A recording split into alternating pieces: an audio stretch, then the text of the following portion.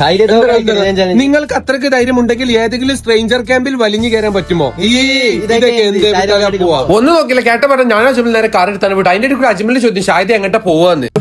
ഇതൊക്കെ വയനാട് ഇന്നാള് ഞാനും ഓക്കാൻസ് കൂടി തൊട്ടിലെട്ടാൻ പോയിന്. അവിടെ എപ്പോഴും സ്ട്രേഞ്ചർ ക്യാമ്പ് ഇടാ, ഒരു ബംഗ്ലാവാണ് ആണ്ട് വിട്ടാൽ. ഞങ്ങൾ നേരെ ഗൂഗിൾ മാപ്പ് ലൊക്കേഷൻ നേരെ വയനാട് വിട്ടു. അതിന്റെ കൂടെ അജ്മൽ പിടിക്കപ്പെട്ട ഷാഹിദ് എന്ത് ചെയ്യാന്ന്.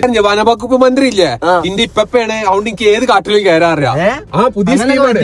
അങ്ങനൊക്കെ പറ്റാതെ അങ്ങനെ പോയി വയനാട് വയനാട് രണ്ട് കൊരങ്ങന്മാരെ കെട്ടിപ്പിടിച്ചോണ്ട് ഏതായാലും പോയി നമ്മൾ ലൊക്കേഷൻ എത്തേണ്ട. ഇവിടെ ഫുള്ള് ഓഫ് റോഡ് കളിയാണ്. നേരെ അപ്പളെ കറക്റ്റ് ബംഗ്ലാവ് എത്തുള്ളൂ. വരിങ്ങൾ ഏതായാലും കുറച്ചങ്ങോട്ട് പോയി ബംഗ്ലാവ് കാരണം ആൾക്കാരൊക്കെ മിക്കവാറും സ്ട്രേഞ്ചർ ക്യാമ്പ് ഉണ്ട്. ഏതായാലും നമുക്ക് അവിടെ ഇറങ്ങിയിട്ട് നൈസായിട്ട് കയറി വെക്കാം. അതിന്റെ ഉള്ളിൽ നോക്കിയപ്പോ ഒരുപാട് ആളുണ്ട്. ബാക്കെന്ന് ഒരാൾ ആരാന്ന് ഇവിടെ സ്ട്രേഞ്ചർ ക്യാമ്പ്.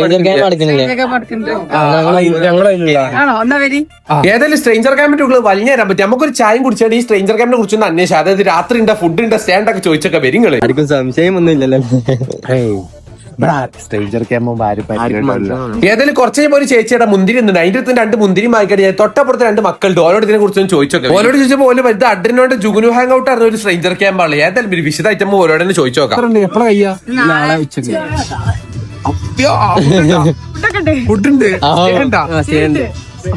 രാത്രി ഇപ്പൊ എല്ലാരും ഫുഡൊക്കെ കയറിയുണ്ട്. വാജിമില്ല നമുക്ക് നൈസായിട്ട് വലിയൊരു അൺലിമിറ്റഡ് അറിഞ്ഞ് മുതലാക്കാം. വാജി അൺലിമിറ്റഡ്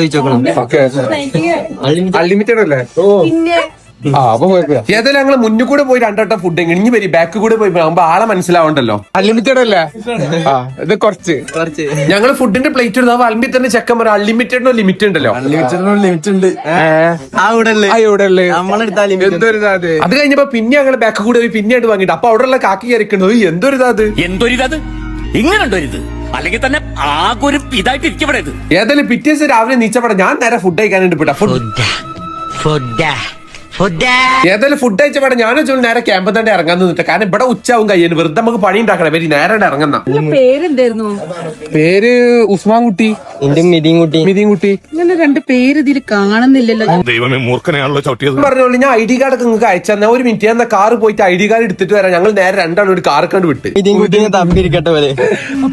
അപ്പൊ അടുത്ത ഇൻട്രസ്റ്റ് അപ്പൊ ഓക്കെ എന്നാ ബൈ.